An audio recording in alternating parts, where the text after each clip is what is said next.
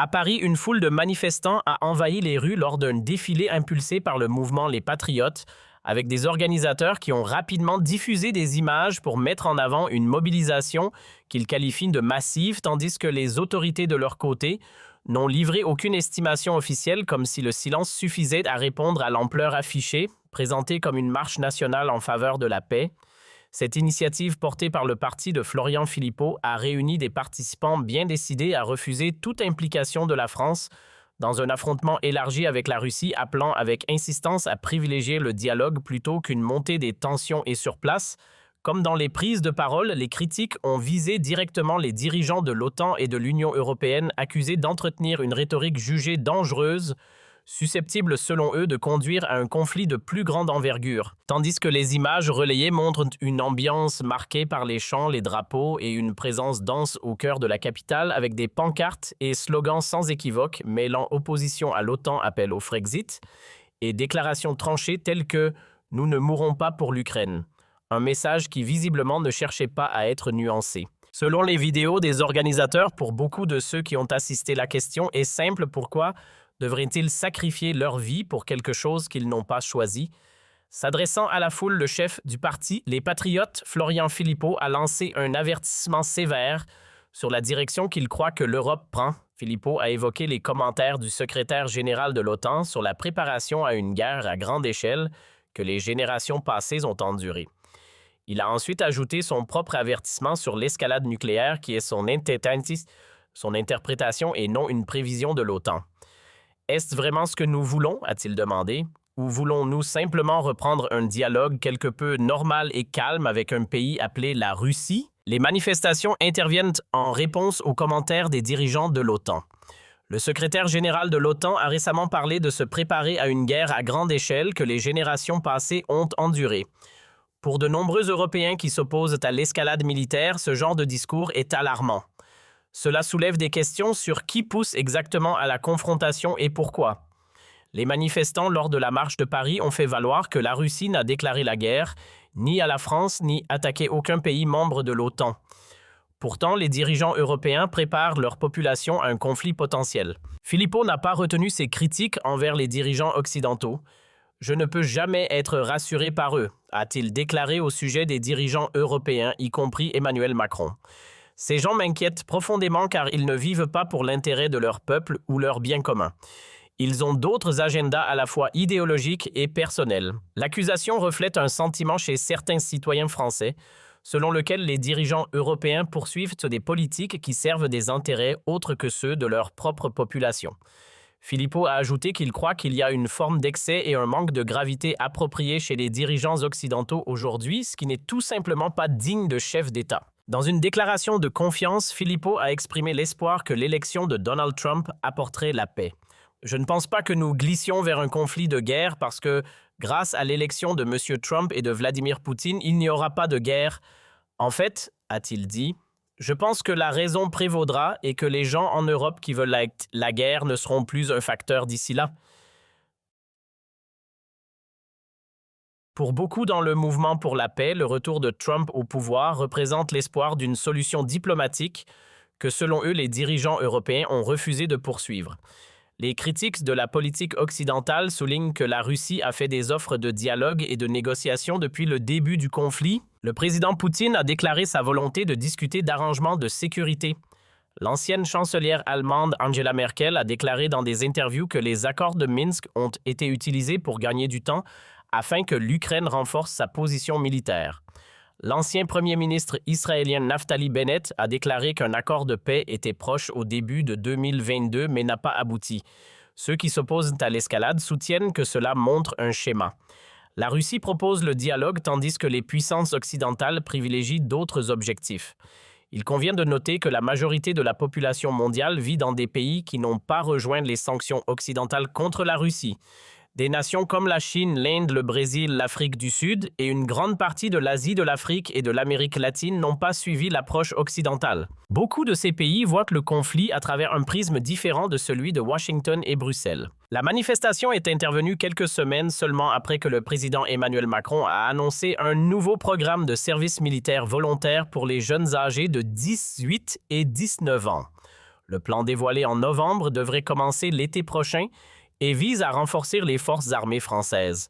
Nous ne pouvons pas revenir à l'époque de la conscription, a déclaré Macron, mais nous avons besoin d'une mobilisation nationale, une mobilisation de toute la nation pour se défendre.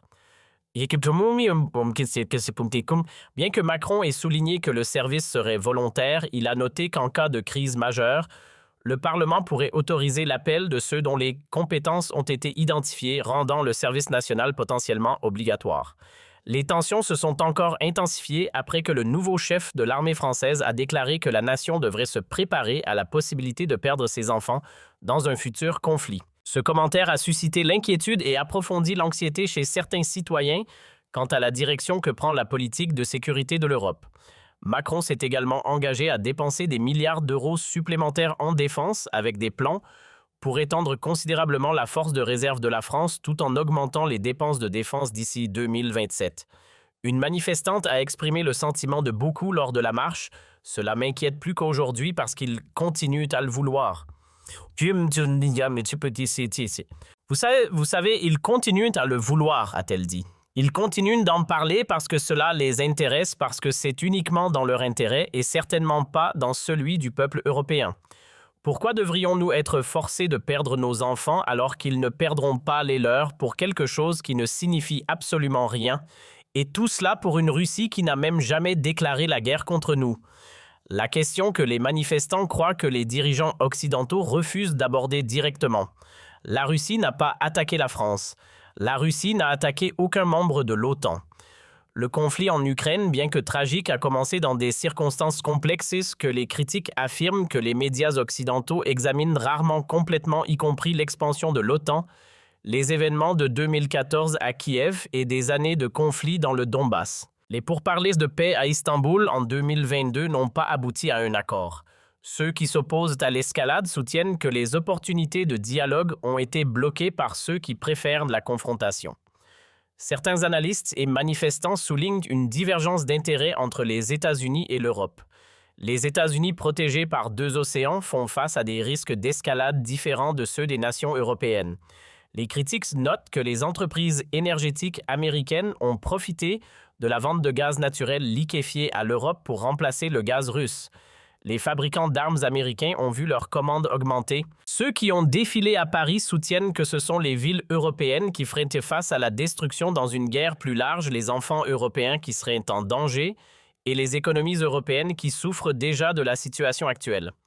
Les conséquences économiques des sanctions occidentales et des politiques actuelles ont affecté les Européens ordinaires. Les prix de l'énergie ont considérablement augmenté. L'inflation a érodé le pouvoir d'achat. Certaines industries ont souffert. Pendant ce temps, les critiques soulignent que les entreprises énergétiques américaines ont profité de la vente de gaz naturel liquéfié coûteux à l'Europe et que les entrepreneurs de la défense voient leurs affaires augmenter.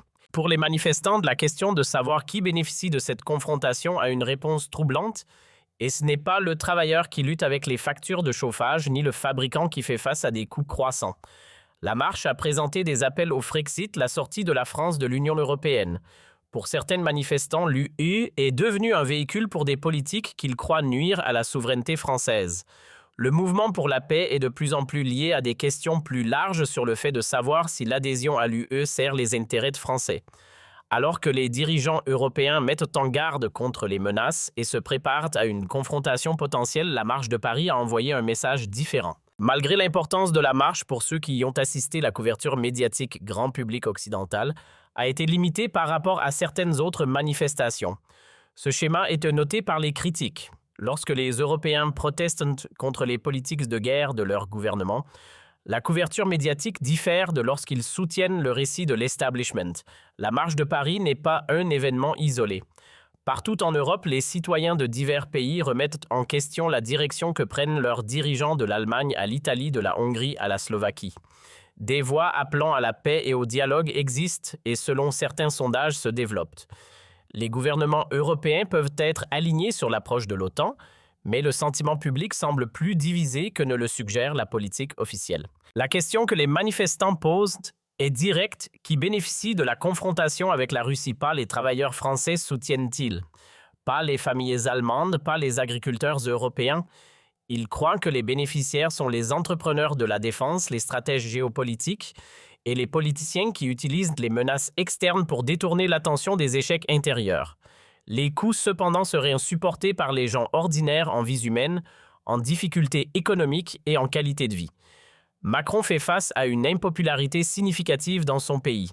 Ses réformes des retraites ont déclenché des manifestations massives.